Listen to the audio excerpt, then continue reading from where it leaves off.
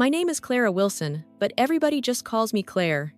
I'm the one who stayed behind, took care of my dad Robert when his health started failing, kept our family home in Vancouver, running made sure his legacy didn't just fade away. That house, it's not just walls and a roof, it's everything we are, everything he built. My dad poured his heart into it, every brick, every corner, and those maple trees out, back he planted them. The year I got married said, they'd be perfect for photos one day. Those trees outlasted my marriage. My ex-husband, Noah Mitchell, walked out on me not long after the wedding for his assistant, Ava. Now she's his wife. And this morning, she showed up in my backyard, like she owned every inch of it. I was out there trimming the shrubs, minding my own business, when I heard her heels clicking on the stone path. Didn't even look up, just kept cutting the branches, because I knew who it was before she opened her mouth. Well, Claire's still playing in the dirt, Ava said, her voice all fake sweet, like she was talking to a kid. I didn't answer, just snipped another branch, kept my hands steady, even though my blood was already starting to boil. You know why I'm here, she said, stepping closer, her shadow falling over the shrubs. The will gets read tomorrow, and Noah and I figured we'd settle things now, nice and civil. I wiped my hands on my jeans, stood up slow, and faced her. There's nothing to settle, I said, keeping my voice calm but firm. This is my dad's house, was she said, her lips curling into this smug little smile.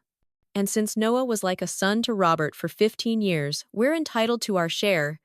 My fingers tightened on the clippers so hard my knuckles went white. The same Noah who cheated on me with you, I said, not yelling, but sharp enough to cut through her act. That Noah. She just shrugged like it was nothing. Old news, Claire. Your dad forgave him. They still went fishing every summer. My dad wouldn't leave him a dime, I said, staring her down. He wasn't that naive. Her smile twitched just for a second, like she wasn't expecting me to push back. We'll see about that, she said, turning to go, her heels clicking again. You might want to start packing. We'll need a month to redo the place once we move in. I stood there watching her car peel out of the driveway, my hands shaking, not from fear, but from this rage burning inside me. 2 weeks since my dad died, and already they're coming for what's ours, like vultures circling a carcass. I wanted to scream, wanted to throw something, but instead I knelt down to pick up the clipped branches, and that's when I saw it. An envelope half buried under the soil right by the maple tree. It was damp from the morning dew, but the handwriting on it was my dad's clear as day. To Claire, in that steady, careful script I'd known my whole life. My breath caught in my throat. I brushed off the dirt, held it in my hands, and it felt heavy, like it was more than just paper. I didn't open it right away, didn't trust myself to stay calm. Instead, I pulled out my phone and called the one person I knew I could count on, my best friend and lawyer, Megan Harper. Ava just showed up, I said the second she picked up. She's worse than I thought. Can you come over? I'll be there in 20, Megan said. No hesitation. And I'm bringing coffee. True to her word, Megan pulled up with her briefcase in one hand and a couple of Tim Hortons cups in the other. You haven't opened it yet, she said, eyeing the envelope. As we sat in my dad's old office, the one room in the house that still felt like him, I wanted you here first, I said, my voice quieter, now the anger giving way to something else, something heavier. Then let's see what he left you, Megan said, nodding at the envelope. My hands were shaking as I broke the seal. Inside was a letter and a small brass key. Dear Claire. I read out loud, my dad's voice echoing in my head. If you're reading this, someone's already coming for the house. Knowing people, I'm guessing it's Ava. She's got no heart, just ambition. Megan snorted into her coffee, but I kept reading. The key opens the bottom drawer of my desk. You'll find what you need to protect what's yours. Remember what I taught you about cards. Sometimes you hold your best one close. Love always, Dad. I looked up, my eyes stinging. Megan was already at the desk, sliding the key into the lock. He came to me 6 months ago, she said, her voice soft. Right after the doctors told him the news, he knew how this would play out. The drawer clicked open, and there it was, a thick folder and a USB drive. Megan handed them to me, her face serious. There's more, she said. 3 days before he passed, your dad added something to his will. A clause that changes everything. What kind of clause? I asked, my voice barely above a whisper. She smiled just a little. The kind that sets them up to fall. We spread the folder's contents across the desk. Photos of Ava, meeting some guy in a parking lot, bank records with highlighted transactions, emails printed out with her name all over them. My dad had her followed. He didn't just trust things would work out. He planned for the worst. This is insane, I said, my voice shaking again, but not from anger this time. From shock, from realizing my dad saw this coming. Megan nodded, flipping through the papers. He knew Ava and Noah were scheming. Knew they'd try to take it all. I sat back, staring at the letter still in my hands. My dad wasn't just protecting the house. He was protecting me, giving me a way to fight back. I couldn't stop looking at those photos. One showed Ava handing an envelope to some guy in a suit, her face all business, like she was closing a deal. Another had Noah at a bar, laughing with someone I didn't recognize, a stack of papers between them. My dad must have spent months putting this together, knowing he wouldn't be here to see it through. That hit me hard, the idea that he trusted me to finish what he started. I was furious at Ava and Noah for thinking they could just walk in and take everything. But I was also starting to feel something else. Clarity. Like I could see the path ahead for the first time. Megan leaned back in her chair, sipping her coffee. Tomorrow's the will reading, she said. Ava thinks she's walking into a payday, but she's got no idea what's waiting. I nodded, gripping the letter tighter. My dad always said the best way to win is to let your opponent think they've already won. Ava and Noah. They're so sure they've got this in the bag, but they don't know my dad's last move. They don't know I'm ready to play his hand. That night, I couldn't sleep. I kept thinking about Ava's smirk, the way she stood in my backyard, like it was already hers. I kept hearing my dad's voice in that letter, calm, steady, telling me exactly what to do. I wasn't just fighting for the house anymore. I was fighting for him, for everything he built, for the life he wanted me to have. And I wasn't going to let them take it. Not tomorrow, not ever. Last night, I barely slept after finding my dad's letter, and that drawer full of evidence showing Ava and Noah's schemes to take our family home in Vancouver. I was sitting there in my dad's office with Megan, my lawyer and best friend, staring at photos of Ava handing envelopes to some shady guy, bank statements with transactions circled in red emails that made my stomach turn. My dad Robert saw it all coming, planned every step, and trusted me to finish it. I was still reeling from Ava showing up in my backyard, acting like she already owned the place. But now I had something real, something solid to fight back with. Megan was flipping through the papers, her coffee long gone, her eyes sharp like she was putting together a puzzle. This is bigger than we thought, she said, her voice low but steady. Your dad didn't just catch them slipping, he built a whole case. I looked at her, my hands still gripping that letter. What do you mean bigger? I asked, feeling my heart start to race again. She slid a photo across the desk, one of Ava in a dark alley, passing a folder to some guy in a suit. This isn't just about the house, Megan said. They've been siphoning money from your dad's company for over a year. I stared at the photo, my jaw tightening. My dad's company, the one he spent his life building, the one that kept our family going, even after he got sick. Ava was his assistant before she ran off with Noah, knew every detail of the business, and they used that to bleed it dry. I felt sick, like I'd been punched in the gut. How did he find all this? I asked, my voice shaking not from fear, but from this burning anger growing inside me. Megan tapped the USB drive sitting on the desk. He hired a private investigator, kept it quiet, didn't even tell me until he was sure. I picked up the drive, my fingers trembling. What's on it? I asked. She leaned back, her face serious. Everything. Recordings, emails, more photos. Your dad wasn't playing around, Claire. He knew they'd come for you after he was gone. I was about to ask more when there was a knock at the front door, sharp and heavy like someone meant business. My heart jumped. Megan raised an eyebrow but didn't say anything, just nodded for me to go check. I walked to the door, my pulse pounding, opened it, and there was my brother Lucas, standing there, looking like he hadn't slept in days.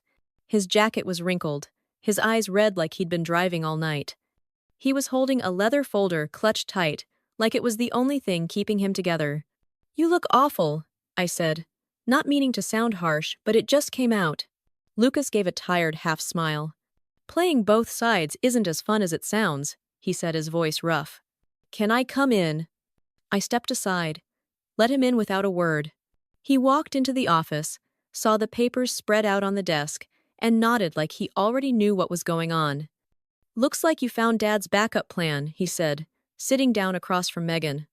"Why didn't you tell me?" I asked, my voice sharper than I meant it to be. Lucas and I hadn't talked much since my divorce from Noah. When he took Noah's side, acted like I was the one who messed up. That hurt still stung, like a fresh cut. He looked down at the floor, his hands tightening on that folder. "I had to make it right," he said quietly. "After what I did during your divorce, siding with Noah, letting them walk all over you, I knew I screwed up, Claire." I looked at him, trying to read his face. He wasn't the cocky guy I saw at Dad's funeral. This was someone carrying a weight. He opened the folder, pulled out a check, and slid it across the desk. I stared at it. $400,000. "That's what Ava offered me," he said, his voice steady now. To swear Dad wasn't in his right mind when he changed his will. I felt my breath catch, my hands clenching into fists. "You took it," I said, my voice low but shaking. Lucas shook his head. "No, I took it to Dad. Told him everything." His voice cracked just a little. "You should have seen his face, Claire. Not mad, just disappointed, and that was worse." He told me the plan, asked me to help get proof. He reached into his pocket, pulled out a phone, and set it on the desk. "I recorded it all," he said. "Meetings, threats, Ava's voice on tape. Want to hear it?" Before I could answer, he pressed play, and Ava's voice filled the room, cold and calculated. "Once Robert's gone, we can test the will. Lucas, you'll say he was losing it. Noah's history with him seals the deal. Claire won't see it coming." My nails dug into my palms so hard I thought they'd bleed. Lucas fast-forwarded, and Noah's voice came next, smug, like he'd already won. "We'll sell the house, cash out everything. Claire can go back to her little gardening gig. She never deserved it anyway." "Turn it off," I said, my voice barely a whisper. Lucas stopped the recording, his eyes meeting mine. "There's more," he said. "Ava didn't just want the money. She wanted to hurt you." For what, I asked, my voice breaking now, the memories flooding back, finding Noah and Ava together in our bed, her smirk as my world fell apart. "For making Noah feel bad," Lucas said. "For standing up to them, for existing." I sat back, my head spinning. My dad knew all this, saw it coming, and instead of yelling or fighting, he built this trap, piece by piece. Lucas leaned forward, his voice softer now. "He found out Ava was stealing from the company months before he got sick. That's when he started planning." Megan, who'd been quiet this whole time, finally spoke up. "This USB and these recordings, they're enough to bury them," she said. "Your dad's clause in the will, it's a kill switch. If they try to claim anything, the evidence comes out and they lose it all." I looked at the phone, the check, the photos, feeling this mix of rage and awe. My dad didn't just leave me a house, he left me a way to take back my life. Lucas reached out, put his hand on mine for the first time in years. "I'm sorry, Claire," he said. "For everything." I didn't pull away, but I didn't say anything either, just nodded. The anger was still there, but something else was too. A sense that we were in this together now. Megan stood up, started gathering the papers. "Tomorrow's the will reading," she said. "Ava and Noah think they're walking in to claim their prize, but they're about to hit a wall." I looked at Lucas, then at the evidence on the desk, my dad's letter still folded in my pocket. I wasn't just fighting for the house anymore. I was fighting for him, for me, for every time they thought they could break us. And I was ready. The morning of the will reading, I woke up feeling like I was about to walk into a fight I'd been training for my whole life. My dad's office in our Vancouver home was covered in papers, photos, recordings, all the evidence he'd left to stop Ava and Noah from stealing everything he built. I was still buzzing from last night when my brother Lucas showed up with that check for $400,000, Ava's bribe to make him lie about Dad's mental state, and those recordings of her and Noah plotting to take the house, the company, everything. I was angry, so angry I could barely think straight, but I was also starting to feel something else, this cold, sharp focus, like I knew exactly what I had to do. Megan, my lawyer and best friend, was already in the office when I walked in. Her laptop open, folders stacked high, her coffee cup empty on the desk. She looked up at me, her eyes steady. "You ready for this?" she asked, her voice calm but serious. I nodded, even though my stomach was twisting like a knot. "I've never been more ready," I said, and I meant it. Megan started laying out the plan, pulling papers from the stack and pointing to the USB drive. "Your dad's clause, the one he added 3 days before he died. It's airtight," she said. "The second they sign to accept their share of the will, it triggers a review of their finances, their actions, everything we've got here." I looked at the photos again, Ava, in that alley. Noah at the bar, their smug faces, like they thought they'd never get caught. "What happens when they sign?" I asked, my voice low but steady. Megan smiled just a little. "The clause kicks in, and every piece of evidence goes public. Their lies, their theft, all of it. They'll lose everything before they even know what hit them." I felt this surge of something, not quite relief, but close, like I could see the finish line and I was ready to run. My dad didn't just leave me a way to win, he left me a way to make them pay. I was about to ask more when I heard tires crunching on the driveway. I looked out the window, and there was Ava, pulling up in a sleek black SUV, followed by a van with some kind of logo on the side. My heart started pounding. "What the hell is that?" I said, more to myself than to Megan. She stood up, looked out, and shook her head. "That's a film crew," she said, her voice flat. "Ava hired them to record the will. Reading probably wants to play the gracious winner on camera." I felt my blood boil all over again.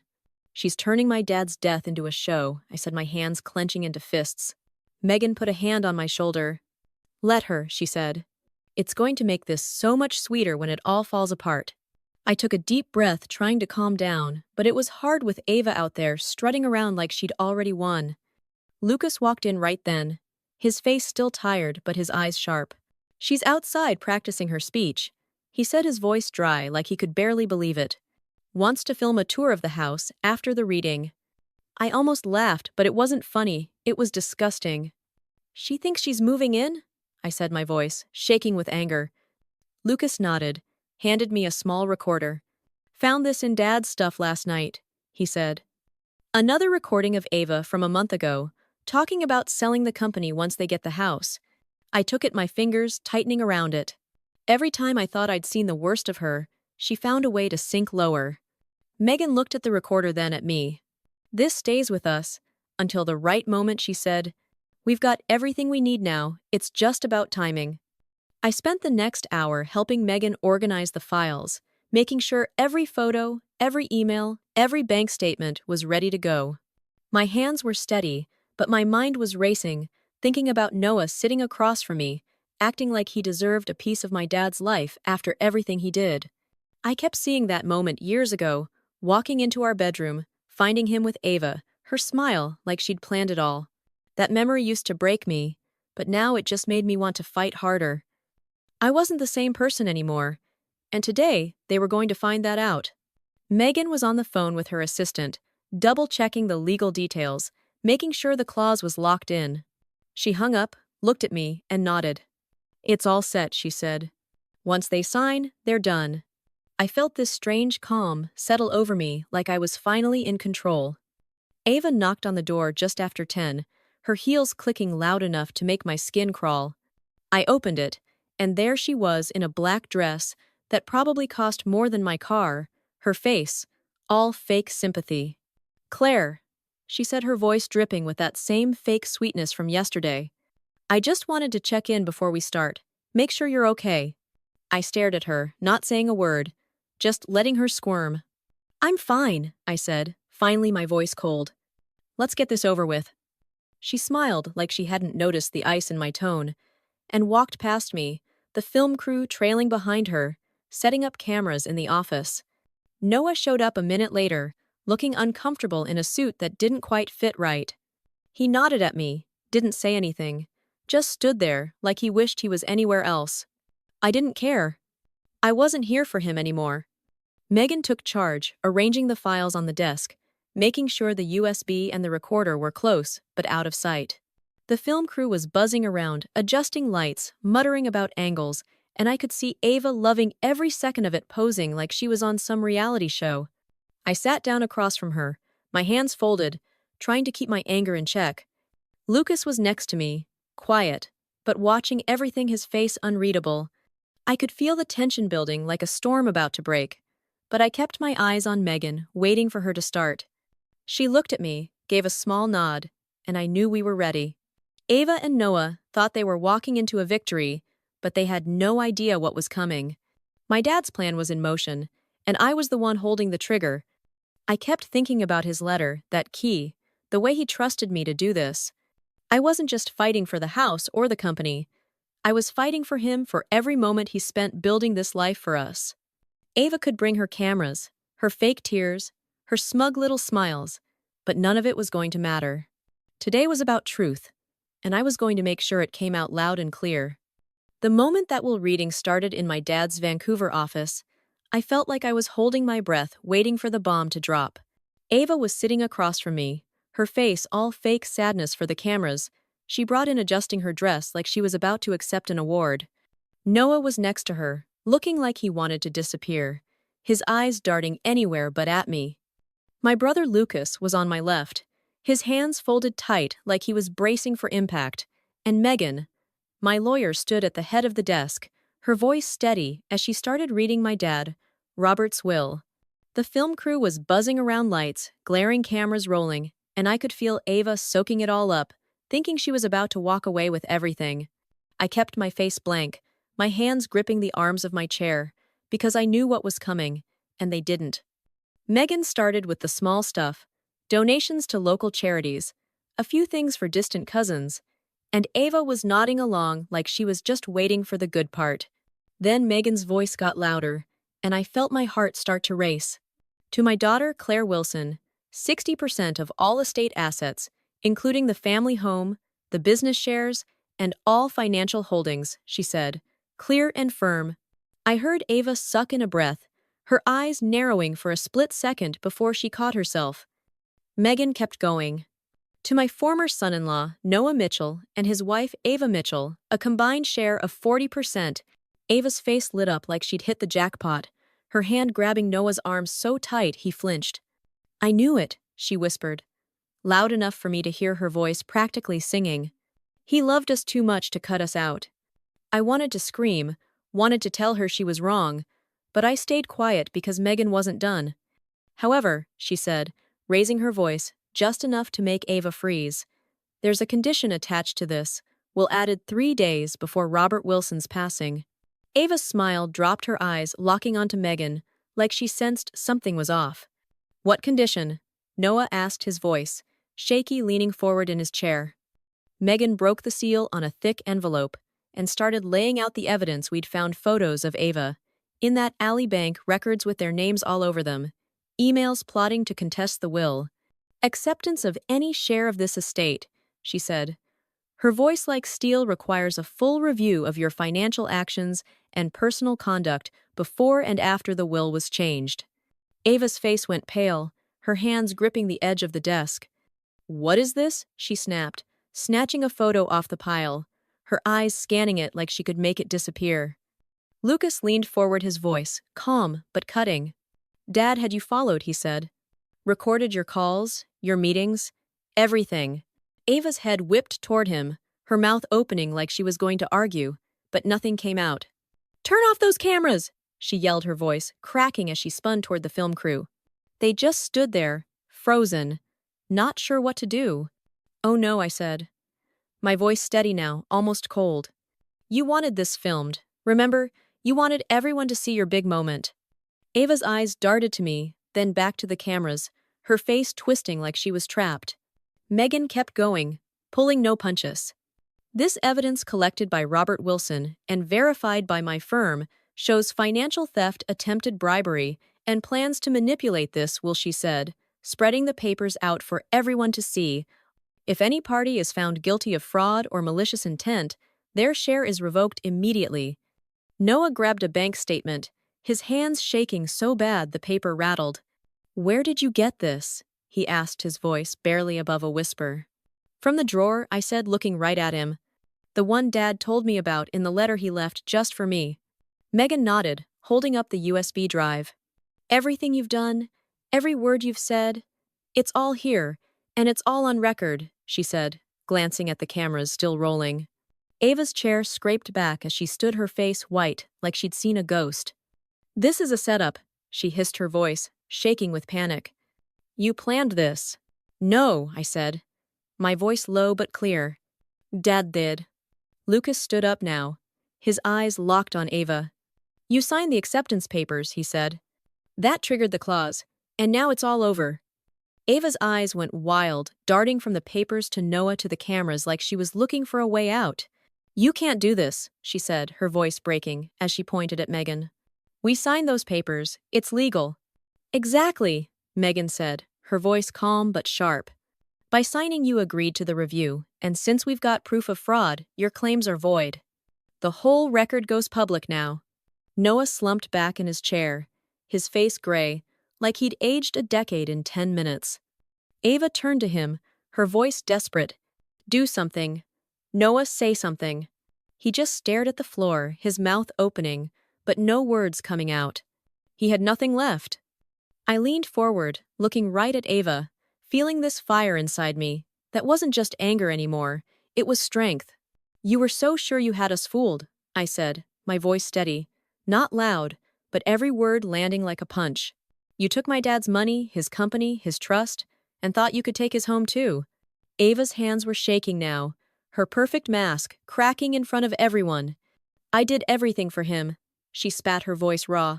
I built a life with Noah. You built a lie, Lucas said, stepping closer, his voice hard. And Dad saw it coming. Made sure everyone else would too. Ava slammed her hand on the desk. Turn those cameras off, she screamed. But the crew didn't move, just kept filming like they knew this was bigger than her. Megan picked up the final paper, her voice cutting through the chaos. Per the clause, Robert Wilson named his daughter Claire as the sole heir to the estate, with a private trust for his son Lucas, she said, looking right at Ava and Noah. You get nothing but the consequences of what you did. Ava staggered back her chair, tipping over as she stumbled toward the door, muttering about lawsuits and fighting back, but nobody listened. Noah followed her, his head down like a man who'd lost everything. The door slammed behind them and the room went quiet. So quiet, I could hear my own heartbeat. Megan sat down, finally letting out a breath. Your dad would have loved this, she said, a small smile breaking through. I nodded, feeling the weight of the last few weeks start to lift. Yeah, I said. He really would. I looked at the papers, the cameras, the empty chairs, where Ava and Noah had been, and I felt something new. Not just victory, but peace, like I'd taken back something they'd tried to steal from me a long time ago. My dad didn't just give me a way to win, he gave me a way to stand tall, and I wasn't going to forget that. After that, while reading in my dad's Vancouver office, where Ava and Noah's whole world came crashing down, I felt like I could finally breathe again. The cameras were still there, packing up now, the papers still spread out on the desk, but Ava and Noah were gone, their lies laid bare, their plans in ruins. I stood there for a minute, just looking at the empty chairs where they'd sat so smug, thinking they'd won. And I felt this weight lift off my shoulders, not just because we kept the house, but because I'd taken back something they stole from me years ago. Megan was gathering her files, giving me a nod like she knew exactly what I was feeling, and Lucas was standing by the door, his hands in his pockets, looking at me like he was waiting for me to say something. I didn't know what to say yet, so I just walked out to the backyard where this whole mess started, when Ava showed up acting like she owned it all. I was out there by the maple trees. My dad planted the ones he loved so much, and I could still see the spot where I found his letter half buried in the dirt. My hands were still shaking a little, not from anger anymore, but from this strange calm like I'd been running a marathon, and finally crossed the finish line. I knelt down by the oldest tree, the one Dad used to sit under when he was tired, and I pulled out a photo from my pocket. Not one of the evidence, just a picture of me and him from years ago, when we fixed up the shed together. We were both smiling, dirt on our faces, his arm around me like he knew I'd be okay no matter what. I set the photo by the tree, my fingers brushing the soil, and I felt him there with me, like he'd never really left. Lucas walked up behind me, his steps quiet on the stone path. He didn't say anything at first, just stood there watching me, like he was afraid to break the moment. "You remember when we used to climb these trees?" he said finally, his voice soft like he was scared I'd shut him out. I nodded, not looking up. "You always got stuck, and Dad had to get the ladder," I said, my voice steadier than I expected. He laughed a little, this small, tired sound. "I was always messing up," he said. "Even back then." I looked at him now, saw the way his shoulders were slumped like he was carrying every mistake he'd ever made. He was holding a small maple sapling in a pot, his hands dirty from gripping it so tight. "Thought we could plant this," he said. "Something new, you know." I didn't say anything, just took the shovel from the shed and started digging right there by the old tree. We worked together, no words, just the sound of the shovel in the dirt, the rustle of leaves as we set the sapling in place. My hands were steady now, my heart not racing anymore, and I realized I wasn't just planting a tree, I was letting go of something. When we were done, I stood up, brushed the dirt off my jeans, and looked at the new sapling, small but strong like it belonged there. "I'm sorry, Claire Lucas," said his voice breaking just a little. "For everything. For picking Noah's side, for letting you down." I looked at him, saw the kid who used to climb trees with me, not the guy who hurt me, and I felt this ache. But it wasn't anger anymore. "I know," I said. "And I forgive you." We stood there for a minute, not saying anything, just letting the moment settle. I thought about Ava, her face.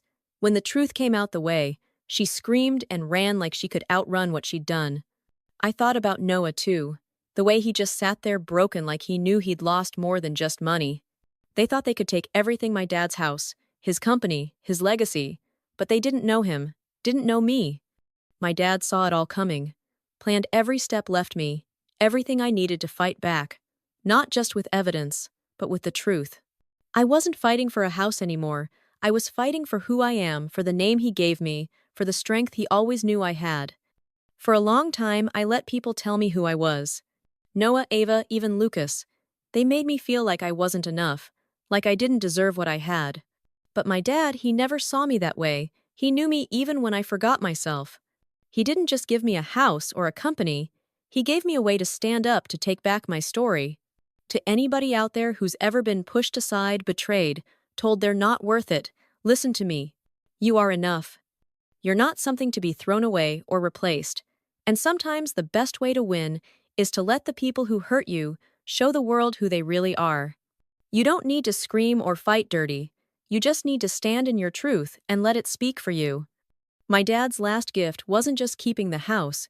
It was showing me I could do this, that I could face the worst and come out stronger. So if you're watching this, if you've ever felt like someone's trying to take what's yours, don't let them. Hold on to what matters. Dig your roots deep, and don't be afraid to fight for it. This house, this life, it's mine now, and nobody's going to take that away. If this story means something to you, if it reminds you of something you've been through, share it. Tell me about it, because I'm listening. We're not just telling stories here, we're taking back what's ours.